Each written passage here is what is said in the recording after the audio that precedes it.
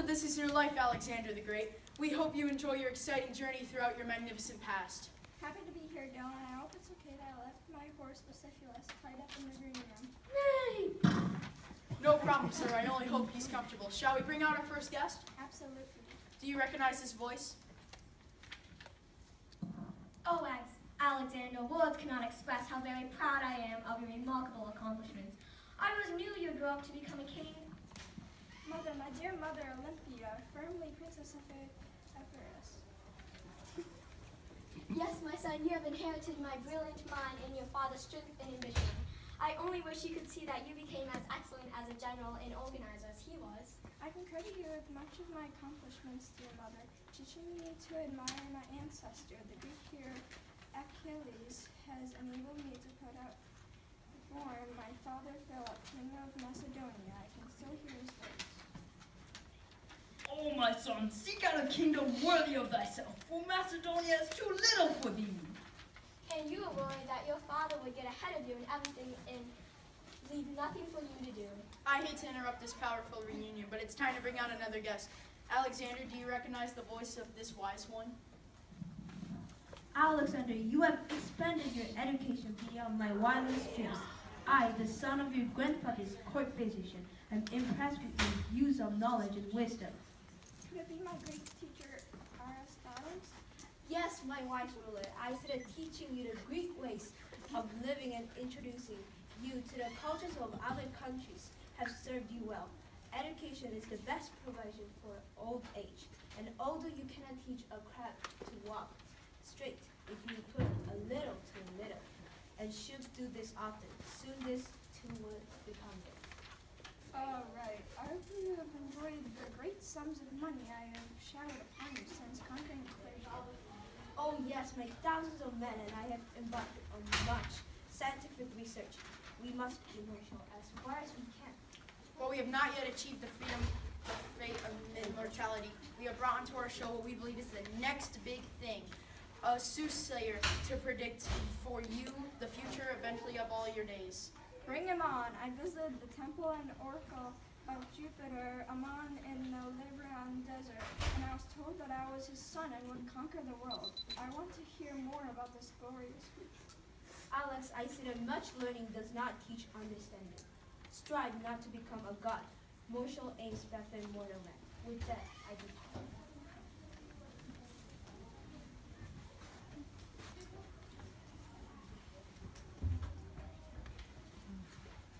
All right, I knew. We are ready for you, O soothsayer. After that, let us begin. I am anxious to hear how many more Alexandrias there will be.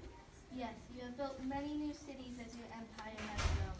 You have named each one after you. So far you have conquered Persia, Egypt, and the city of Babylon and Susa, all of which have yielded the vast treasures of gold and silver.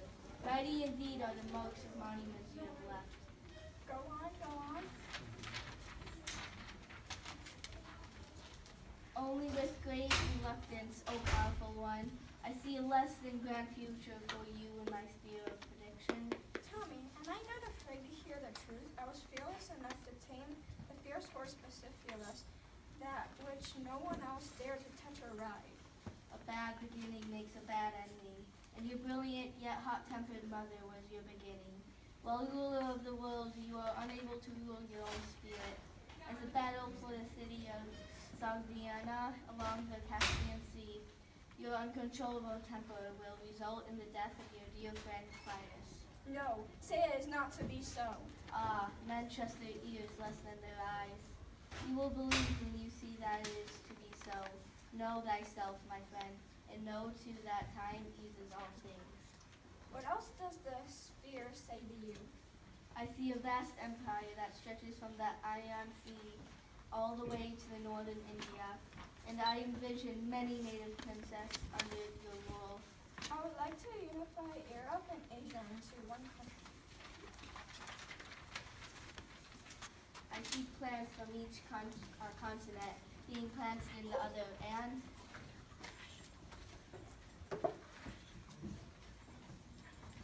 Who is this vision at my side? that is the Asian woman you take for your bride. many thousands of soldiers with rich presents for doing the same to many of the two countries. And Babylon will be the capital city. Your lofty goals are fading as your demise becomes clear.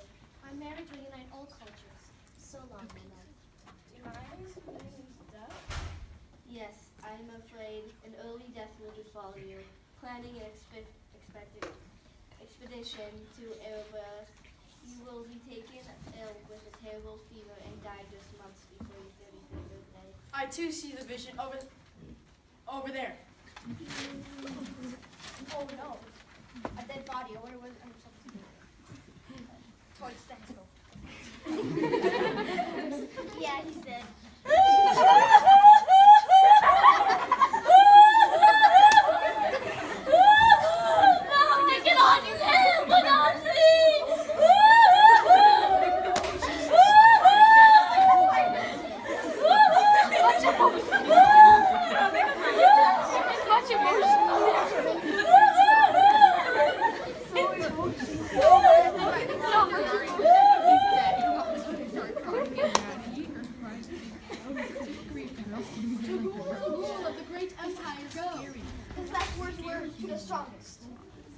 Ready, fight!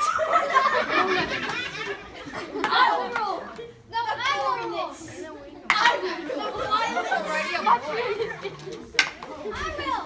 Calm down. I see that no ruler will be strong enough to take your place, Alexander. Your vast empire will be divided into three parts: Macedonia, Syria, and Egypt.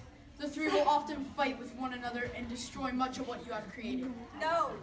But not all, Alexander, not all. The Hellenistic or Greek-like culture that began with you fell as yours. There is only one good knowledge and one evil ignorance. Knowledge has flourished in your wake. The life is examined is not worth living. And look at all who have embarked on an examination of life. There is Euclid of Alexandria, Egypt, who studies lines and angles between study of geometry. And there is Archimedes of Sicily, who uses mathematics to build many useful machines. There too is Aristodicus, an astronomer who believes that the Earth and other planets move around the sun. And what becomes of my namesake, the city of Alexandria, Egypt? Why, it becomes none other than the center for the studies of medicine and surgery. And doctors there will learn that the brain is the main center of the nervous system. And what becomes of my great teacher and love of wisdom, Aristotle? Alas, he is accused of opposing Greek independence and flees to Iran, where he dies within a year of your own death.